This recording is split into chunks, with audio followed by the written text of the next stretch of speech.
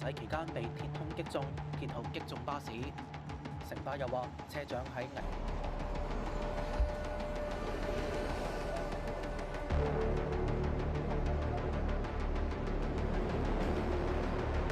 拆穿擋風玻璃，擊中司機左胸。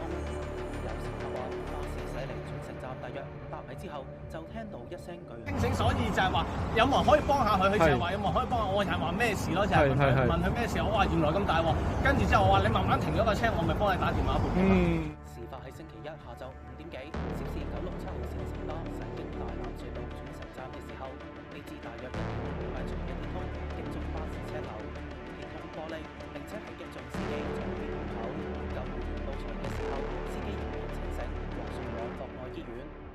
城巴回覆後話，車長正喺醫院接受治療，而初步調查顯示係一支金屬枝懷疑喺公路被其他車輛試停車，確保乘客安全。公司深表敬佩，並且會持續關注事件。警方喺現場檢走涉事鐵通，正係調查事件。